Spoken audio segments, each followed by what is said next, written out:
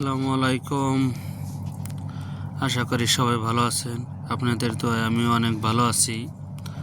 আজকে কথা বলবো ধনীর কাজের বিষয়ে কথা বলবো, যে ধনীতে কি কি কাজ। অনেকে জিজ্ঞাসা করে, ভাই ধনী বলে মালদ্বীপ, ধনী মানে কি? ধনী মানে হলো ভাই বাংলাদেশের যে জাহাজ, ওই সিস্টেমের জাহাজ। মনে করেন এখানে ধনী বলে, বাংলাদেশে কেউ কেউ ভোট বলে, বিভিন্ন জনে বিভিন্ন নাম বলে। তো ভাই যে যেটা নামে চেনে আর কি, সেটাই।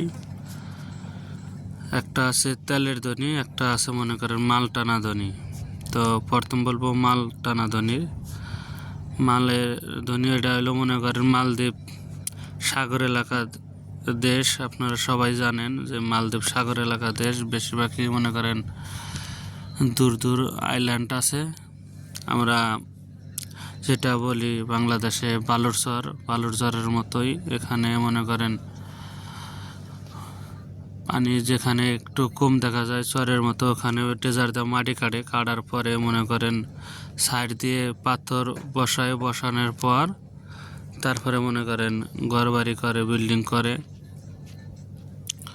তো ধনীর বিষয়ে আমি যাই, যে ধনীর বিষয় নিয়ে কথা বলতেছি। ধনীতে মনে করেন ধনীর কাজ হলো অন্য মালে থেকে, রাজধানী থেকে কি যে কোনো পাশাপাশি মনে করেন আইল্যান্ড থাকলে ওখান থেকে তরকারি আনা, সাবান আনা। মনে করেন অনেক জাতীয় সাবান আছে, মানে মেশিন একটা নষ্ট হয়েছে, তার যে পাশ লাগবে কি কোনো ইঞ্জিনের যে কোনো সাবান আর কি। আর দেখা যাচ্ছে মনে করেন খাবার তো সবই মালে থেকেই আসে। মালদ্বীপের রাজধানী হলো মাল। তো মালে বলে অনেক যে যেটা বলে আর কি। মনে করেন ওখান থেকে মাল সাবান যে আসে, তরকারি সব মনে করেন ধনীতে আসে ওখানে। এই ধনীতে লোক থাকে মনে করেন 4-5 জন হেল্পার থাকে। আর এই দেশের ড্রাইভার যেটা মনে করেন ধনীটা চালায়, তাকে কাপ্পি বলে। এটা স্থানীয় লোকেই চালায়, এটা বাংলাদেশি কি অন্য দেশের লোকেরা চালাইতে দেয় না। তো প্রশ্ন করে যে ভাই ওখানে থাকলে বেতন কত হবে? ভাই বেতন ধনী লোকের 7,000 টাকা। ধনী লোকের 7,000 টাকা। ওভারটাইম বেশি নেই। এখন হালকা মনে করেন আছে, ইনকাম আছে। তো তারা আবার ধনীতে মাছ মাইরা খাইতে পারে, প্রচুর মাছ মালদ্বীপ। তো তাদের এই বিষয়ে সুবিধা আছে, তারা নিজেরাই পাখিয়ে খায়। আর ভাই ধনীর মধ্যেই থাকে, তাদের টানে মানে রুমে বেশি থাকতে হয় না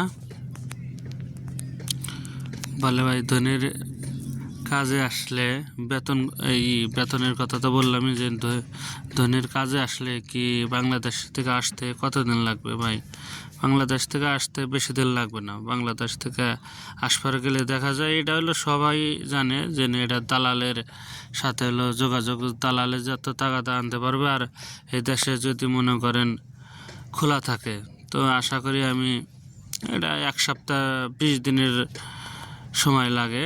কিন্তু তারপরেও দেখা যায় যে ওই যে যোগাযোগ কি, দেশ খোলা না থাকলে কি মনে করেন দালালে যদি পাসপোর্ট না দেয় তাহলে ভিসা হবে কীভাবে? সেই জন্য মনে করেন অনেক টাইম লাগে। তারপরেও বেশি টাইম লাগলে দেখা যায় 1 মাসের থেকে 1.5 মাসের উপরে আমি জানি মালদ্বীপ আসতে টাইম লাগে না। তো আজকে মনে করেন আমি এখানে বললাম। তো আশা করি যদি ভালো লাগে আমার চ্যানেলটা লাইক সাবস্ক্রাইব করে পাশে থাকবেন। আশা করি সবাই ভালো থাকেন। আল্লাহ হাফেজ।